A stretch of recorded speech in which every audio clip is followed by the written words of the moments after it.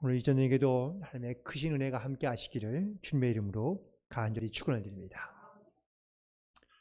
혹시 여러분들 별똥별들 자주 보시나요? 도시에서 사실 별똥별 보기도 쉽지 않죠. 그런데 중요한 것은 이 별똥별이 너무 순식간에 확 지나가 버리기 때문에 좀 아쉽기도 한데, 그런데 어떤 사람들은요, 이 별똥별을 보고 난 다음에 자기의 소원을 비는 사람들이 있다고 합니다. 혹시 그런 이야기는 들어보셨죠? 네. 아마 그냥 잘 믿지 않는 사람들이 별똥별의 소원을 빈다.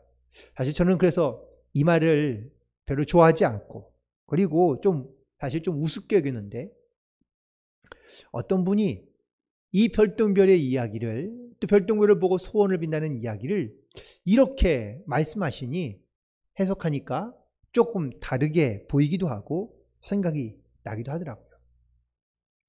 별똥별은 정말로 찰나에 지나갑니다. 그런데 그걸 찰나의 순간에 지나가는 것을 보고도 그 자기가 원하는 소원을 말할 수 있다면, 이거는 어쩌다 하는 말이 아니라 항상 그 짧은 찰나의 순간에도 생각나는 소원이기 때문에, 그렇다면 매 순간마다 아니면 얼마나 많은 그러한 생각과 혹은 또 갈망하고 소원하는 마음을 가지고 있는지, 그래서 그 별똥별이 떨어지는 찰나의 순간에도 생각나는 소원이라면 그 소원은 반드시 이루어진다라는 것이 그분의 이야기였습니다. 듣고 보니 정말 그런 것 같더라고요. 정말 찰나의 순간까지 아무 무의식적으로 사실은 그 찰나에 지나가는 별똥별을 보고도 내 소원을 아뢰일 수 있는 그런 간절하고도 절박하며 혹은 또 매일마다 드리는 그런 소원의 기도가 있다면, 간절한 마음의 소원이 있다면 그 소원은 반드시 이루어질 줄로 믿습니다. 예전에는 몽골에서 사역하셔서 아주 크게 사역하셨던 한 선교사님, 지금은 인도네시아에서 선교하고 계시는데, 여러분들 이영규 선교사님 아마 많이들 알고 계시죠? 그 내려놓음이라는 그 책도 있는데, 그 책에 있는 내용 많이 아시겠지만 그 중에 아주 짤막한 또 이야기를 한번 소개하면, 어느 날 주일날 예배가 되어 예배를 드리고 있는데, 그런데 어떤 한 자매가 정말 땀이 뻘뻘 흘리면서 예배에 참여하는 겁니다. 늦은 건 아니었지만 아무튼 예배 시간에 맞추려고 아주 많이 그리고 열심히 뛰어와서 예배를 드리고, 그리고 정말 그 예배 가운데 큰 기쁨을 누리던 그런 자매가 있습니다. 놀랍게도 그런데 이 벌러르라는 이 자매는 사실 몇 달 전까지만 해도 듣지 못해서 귀머거리 상태였던 자매였는데, 예배 가운데 오면서 귀가 열리게 되고 하나님의 은혜를 체험하게 된 것이죠. 그런데 예배에 올려 그러는데 부모님들이 소를 잘 이렇게 뭐랄까요, 관리하거나 아니면 잘 안전한 곳에 놓고 가라고 했는데, 이 여자아이가 오다가 소를 잃어버린 겁니다. 소를 찾아가지고 정말 찾아 돌았는데, 또 시간을 보니까 예배 시간에는 다가오고, 그래서 소를 찾을까 아니 예배를 드리러 갈까 정말 고민하다가 열심히 소를 찾다가 도무지 안 돼서 예배 시간 늦기 싫어서, 그래서 예배 시간에 맞춰서 열심히 달려온 것이죠. 그래서 정말 그 아이의 순수한 마음이 이 선교사님 마음 가운데 너무나 감동이 되어서 그렇게 기도했답니다. 이 아이의 저 절박한 소원이 그냥 무의로 끝나지 않도록, 그래 하나님께서 반드시 기도에 응답해 달라고 함께 기도했다고 합니다. 그런데 예배 끝나고 나니까 소 울음소리가 들렸는데, 이 길을 잃어버린 소가 집으로 가지 않고 예배당으로 찾아온 겁니다. 그래서 그 소와 함께 아주 즐겁게 다시 집으로 돌아갈 수 있었다라는 그러한 간증거리를 본 적이 있는데, 사실 우리는 무언가를 선택하는 데 있어서 무언가를 쥐려고 하거나 무언가를 얻으려고 하는 사실 우리의 욕망과 욕구가 많이 있습니다. 내 뜻이 무너질 때라는 오늘 설교 제목을 잡았는데 내 뜻이 무너지면 과연 우리는 어떻게 할까요? 내 뜻이 무너질 때 우리는 절망감에 휩싸이거나 혹은 또 불안감과 많은 상처에 우리는 고통스러워할 때가 많이 있습니다. 왜? 내 뜻대로 안 되니까. 그런데 더 놀라운 것은 그리고 정말로 체험이 있거나 은혜를 아는 분들은 내 뜻이 무너져야 내 뜻이 내려놓아야 그때 하나님의 뜻을 이루어진다는 것을 우리는 너무나 잘 알게 됩니다. 그래서 바로 내 뜻이 무너질 때, 즉 내가 내려놓을 때 우리는 잃어버리는 것이 아니라 오히려 더 얻게 된다는 사실을 사실 우리는 깨닫게 되는데 내 것을 끊임없이 붙잡고 있으며 내 뜻을 계속해서 세우고 있으면 결코 하나님의 뜻이 되지 않으며 하나님의 뜻이 또한 이루어지지도 않는다는 사실입니다.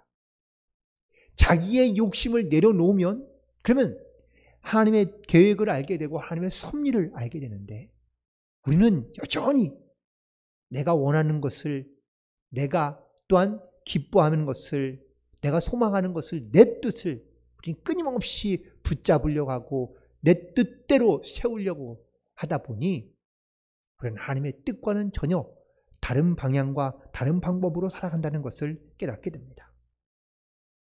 아브라함이 처음에 하나님의 말씀을 듣고 그리고 자기의 뜻을 내려놓고 하나님의 말씀을 따라 명령을 따라 가나안 땅으로 이주하게 됩니다. 아브라함이라고 생각이 없었겠습니까? 아니죠. 그 정도 나이가 되면 나이 70 가까이 됐는데 그 정도 나이가 되면 자기의 경험도 자기의 지식도 뭐든지 다 할 수 있는 때 아닙니까?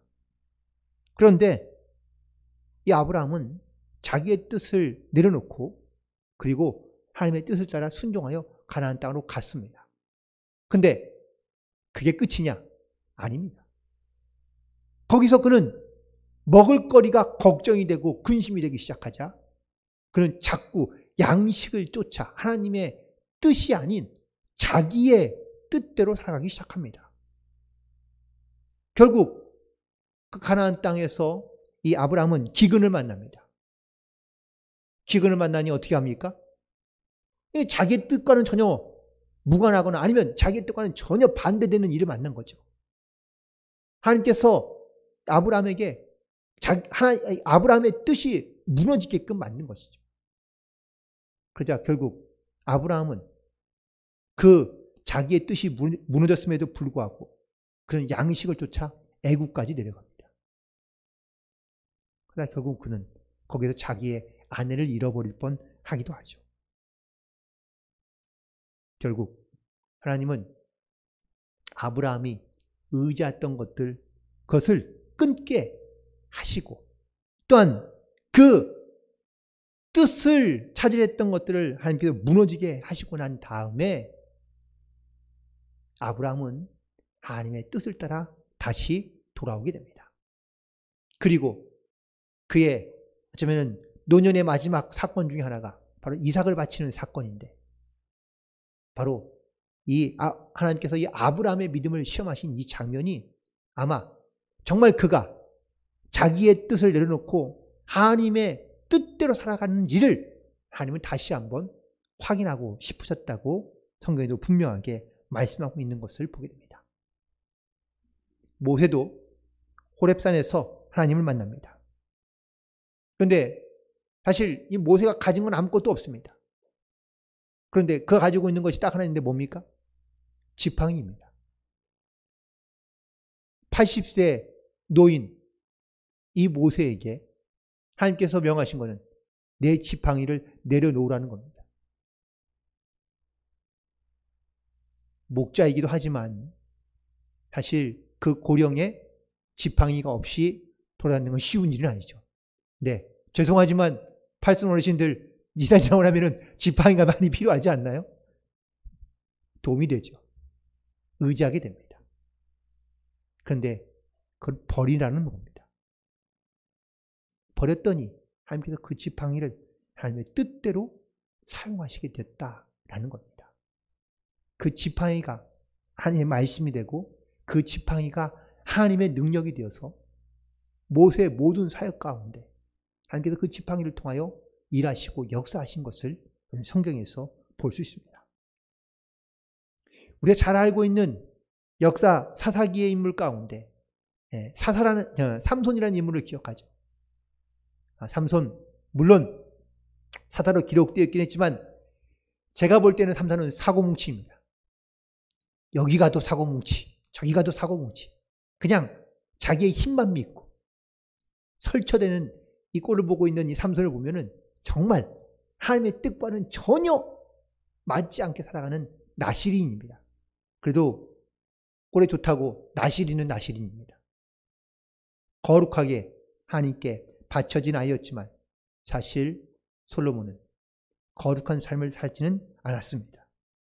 그런데 하나님께서 이런 그를 머리가 잘리게 하시고 그리고 결국은 눈이 빠지고 포로로 붙잡혀 그리고 고통스러운 나날을 보낼 수밖에 없는 이 삼손. 하지만 삼손이 자기의 뜻이 완전히 무너지고 난 다음에야 하나님의 뜻을 구하게 되고 그리고 하나님께서 그의 말을 들어주시고 힘을 주셨어. 사실 그는 죽음을 거기에 있는 모든 사람들과 다곤 신전에 있던 수천 명의 사람들과 함께 죽게 되는 이러한 일을 경험하게 되는 것을 보게 됩니다. 구약에 있는 인물들 뿐이겠습니까? 신약에 있는 인물들도 마찬가지죠. 제자들도 마찬가지였습니다. 배를 버리고 나를 쫓으라. 여러분들 자기의 생업을 버리고 누굴 따라간다는 것이 쉬운 일인가요? 아니죠. 버린다는 것은 철저하게 자기의 의지나 자기의 뜻을 내려놓는다라는 것을 전제로 하고 있습니다. 그래서 바로 내 뜻이 무너질 때 이것은 전제 조건입니다.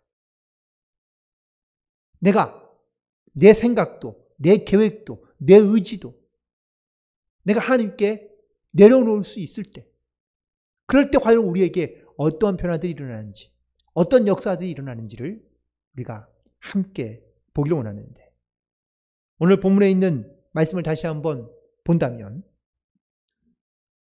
예루살렘에 있는 사도들이 사마리아도 하나님의 말씀을 받았다함을 들었다라고 기록되어져 있습니다. 무슨 말입니까? 예루살렘과 사마리아는 어떤 관계이죠? 원수가 아닌 원수 같은 관계입니다. 예루살렘 유대인들은 사마리아 사람을 인정하지 않습니다.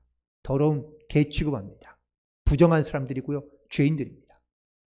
그래서 사마리아는 절대로 하나님의 구원이 일어나지도 않고 또 있지도 않습니다.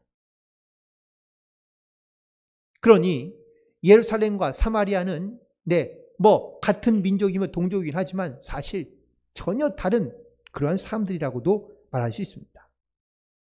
그런데 예루살렘에 있던 사도들이 이 말은 조금은 함축된 의미가 표현되어 있는데 사마리아 사람들을 대하는 사도들조차도 그들은 이방인들이니 이방인들은 절대로 구원도 없으며 성령도 없고 하나님의 은혜도 없다라는 것을 전제를 하고 있다는 것을 의미하고 있는 겁니다. 신앙생활을 하면서 사실 이런 매우 협소하거나 혹은 또 매우 좁은 이러한 우리의 신앙관을 가지고 판단할 때가 사실은 종종 있습니다. 저 사람은 절대로 구원 못 받을 거야. 저 사람은 절대로 교회 안 나올 거야. 절대로 신앙생활 안 할 거야. 나는 절대 안 해라고 이렇게 말하는 사람도 있긴 하지만 우리가 판단해도 저 사람은 절대 안 할 거야.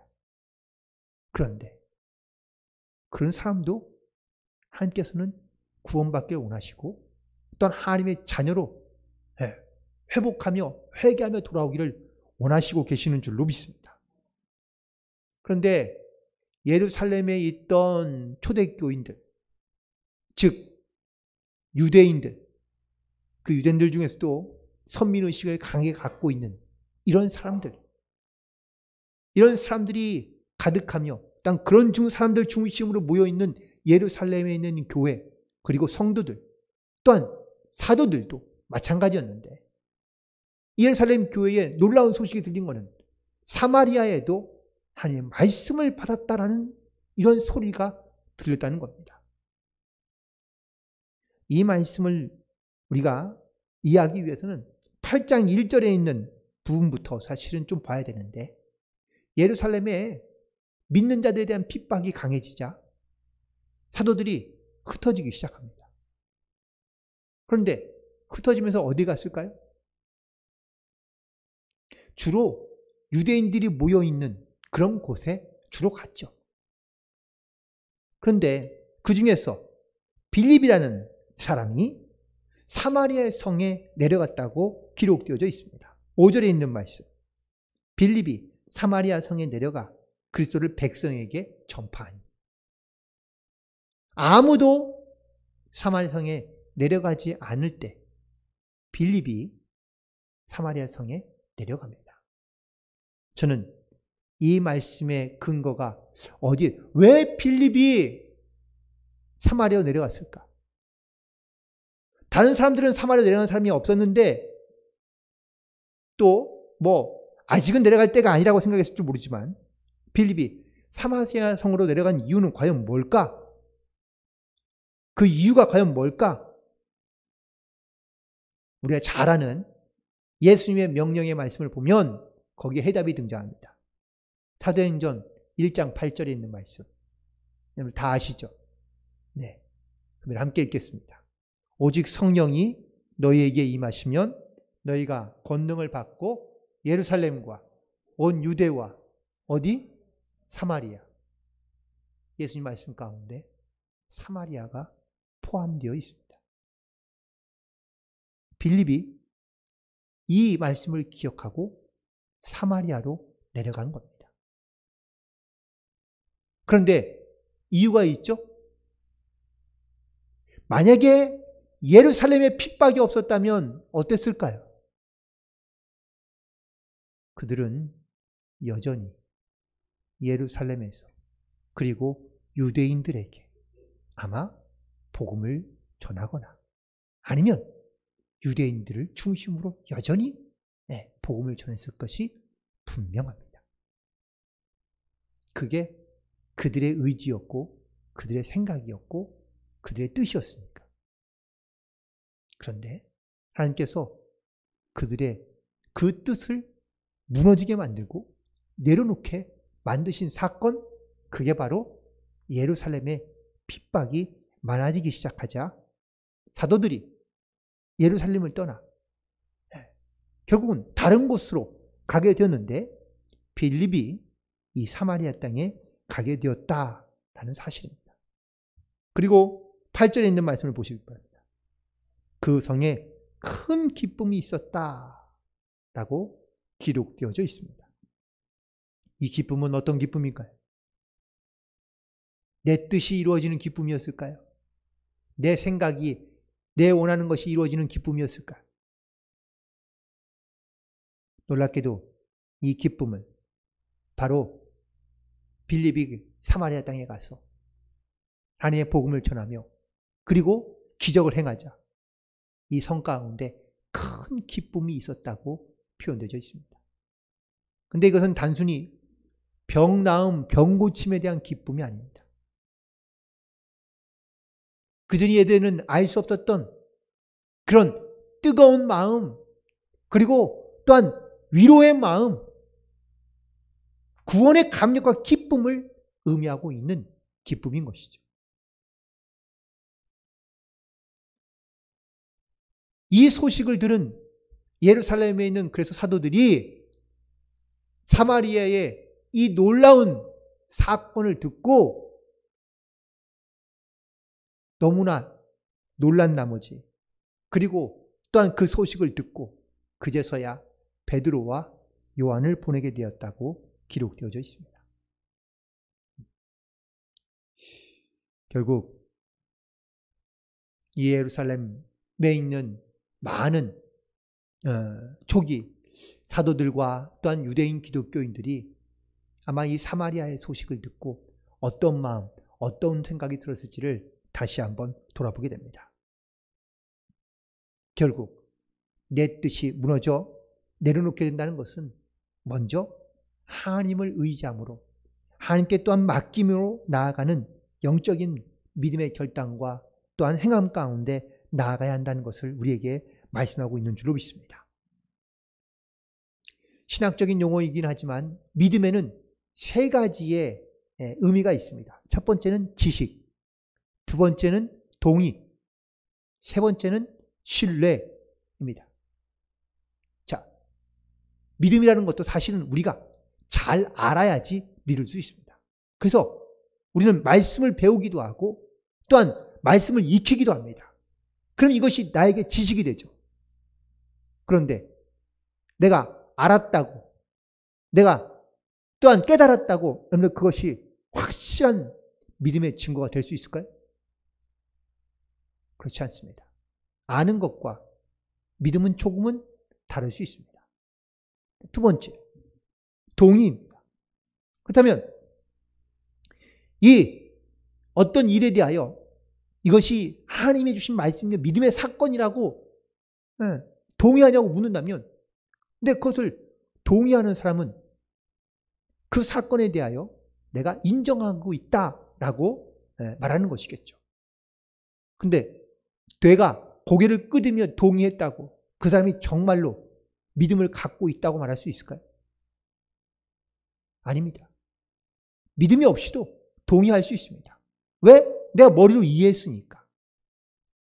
내가 듣는 것으로 내가 충분히 동의가 되니까, 내 마음에 인정이 되니까, 네, 그건 고개를 끄덕이며 인정할 수 있습니다. 그게 동의입니다. 그런데 이 동의가 완전히 믿는 것과 신뢰하는 것과 다른다는 것이죠. 결국 마지막으로 신뢰한다는 것, 즉 지식과 동의 그리고 신뢰가 이게 다 하나가 되어 있을 때, 그때 진정한 믿음의 이야기로 또한 믿는다고 말할 수 있다는 것이죠. 신뢰한다는 것은 내가 온전히 하나님께 맡긴다라는 것을 의미하고 있습니다. 내가 누군가를 신뢰하면 내가 온전히 그 사람한테 의지하거나 기댈 수 있는 것처럼, 내가 하나님을 신뢰한다는 것은 그냥 내가 단순히 아는 것으로, 지식으로, 혹은 또 내가 경험된 것으로, 들은 것으로 내가 그냥 인정하는 것으로 끝나는 것이 아니라, 내가 알고 듣고 경험한 모든 것을 다 하나님께 맡기며 의지할 수 있는 그런 상태, 이것이 바로 믿음이라는 단어의 의미라고 말하고 있습니다. 시편 37편 5절에서 내 길을 여호와께 맡기라고 말씀하고 있습니다. 조건이 있습니다. 그를 의지하는, 이 의지한다는 것이 바로 온전히 하나님께 맡긴다라는 의미입니다. 내가 하나님께 온전히 맡기지 않는데 과연 내가 하나님께서 이 일을 이루실 것이라고, 역사하실 것이라고 과연 내가 확신하며 선포하며 증거할 수 있을까요? 세상에서는 많은 사람들이 귀하면 귀할수록 손에 움켜줘야 한다고 이야기합니다. 내 손을 펴거나 내 손에서 떠나는 순간 그건 잃어버린 것이라고 이야기합니다. 그런데 영적인 하나님의 관점에서 본다면 움켜쥐면 움켜질수록 하나님의 것을 붙잡기가 어렵습니다. 우리의 손을 펴서 하나님께 내어드려야 하나님께서 우리의 손을 붙잡아 주시는데, 우리는 전혀 하나님의 손에 붙들리는 것이 아니라 내가 움켜쥐고 있는 것들을 의지하여 살아가려 하는 경우들이 많다는 겁니다. 사실 오늘 본문에 있는 말씀 14절처럼 예루살렘에 있던 사도들이 사마리아에서 났던 이 놀라운 사건에 대하여 사실 반신반의하는 겁니다. 그들이 성령을 받고 하나님의 은혜를 입고 그들이 정말로 놀라운 변화가 일어났다는 것을 듣긴 했지만, 아니, 귀로 듣기만 한 것을 어떻게 믿을 수 있을까? 믿을 수 없으니까. 또 믿기 힘드니까. 그래서 확인하기 위해서 베드로와 요한을 보내는 겁니다. 물론 베드로와 요한이 가서 거기에서 기도하고 또한 성령의 역사를 함께 체험하게 한 것은 분명한 사실이지만, 아마 베드로와 요한이 이 사마리아 성에 가면서도 여전히 그런 우구심 가운데 그들이 나아갔던 것은 분명한 사실일 수 있습니다. 베드로전서 5장 7절에 보니까 너희 염려를 주께 맡기라. 이는 그가 너를 돌보심이라고 말씀하고 있습니다. 맡긴다는 것. 그게 바로 우리가 주님께 나를 내려놓는 것에 바로 첫걸음이라고 말할 수 있습니다. 모든 것을 다 주께 맡기면 염려든 근심이든 아니면 우리의 소망과 미래이든 모든 것을 다 주께 맡기면 주께서 우리를 돌보신다고 말씀하고 약속하고 계시는 줄로 믿습니다. 저도 그랬는지 안 그랬는지 사실 잘 기억은 나지 않지만 우리 애들에게는 확실하게 했던 것이 하나 있는데, 이게 명절날 세배를 드리러 가면 세배하고 난 다음에 다 어르신이 용돈을 주지 않습니까? 그러면은 그 용돈을 받는 아이에게 아빠나 엄마가 부모로서 어떻게 얘기하는가요? 어떻게 얘기하시나요? 야, 나한테 맡겨. 라고 얘기하시죠. 저는 그렇게 했습니다. 제가 어느 때 어떻게 했는지 잘 기억나지는 않지만. 근데 맡기는 아이가 있고 맡기지 않는 아이가 있습니다. 그렇죠? 그럼 맡기는 아이와 맡기지 않는 아이 차이가 과연 뭘까요? 그 이유가 달라집니다. 어떻게 달라지냐? 용돈을 잘 맡긴 아이는 아이가 엄마한테 와서 용돈을 달라고 얘기합니다. 엄마, 이거 뭐 필요해?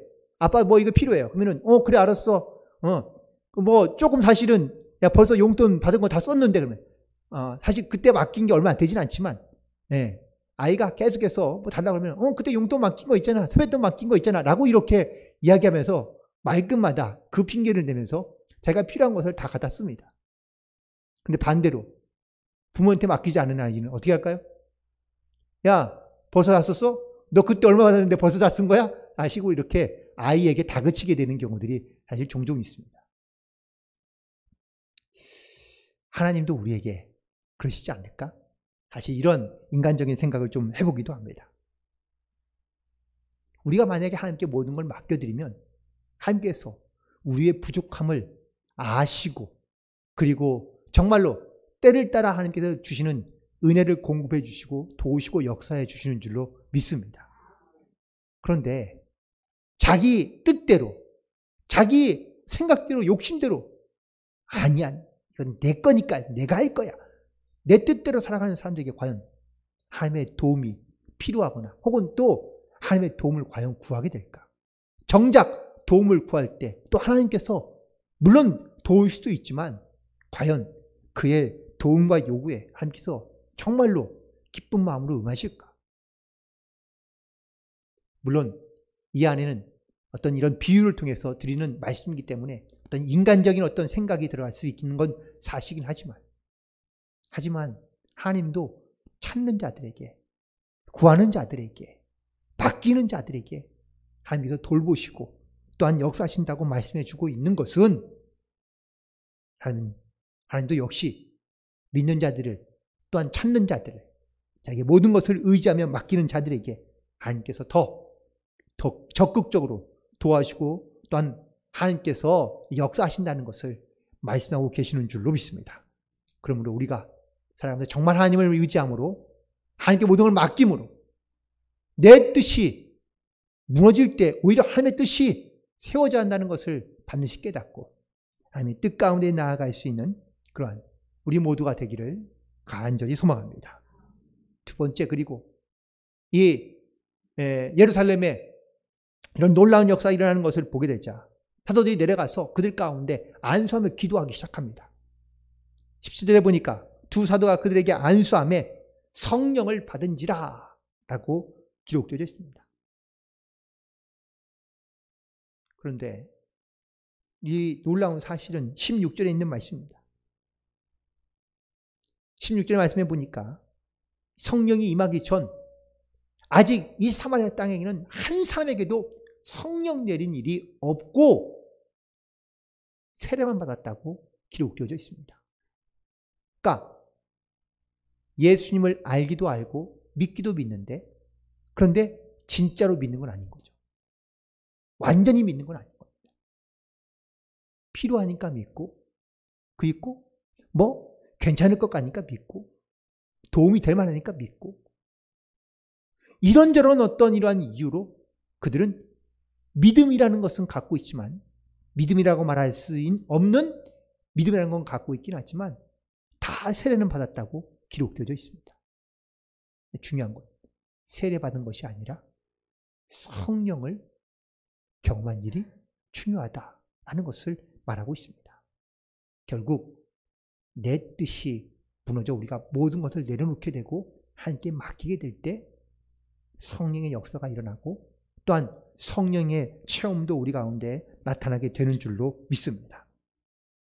이러한 성령의 증인으로 살기 위해서 또한 성령의 증인으로 우리 가운데 이 땅 가운데 살기를 원하시는 하나님께서 우리 가운데 성령 부어주시기를 원하시고 또 우리가 또한 성령에 붙잡아 살기를 원하시는데 우리는 여전히 내가 믿음도 있고 구원도 알고 혹은 또 내가 또 신앙도 있다고 생각하며 우리는 성령과 무관한 삶을 살아가려 하는 경우들이 많다는 겁니다.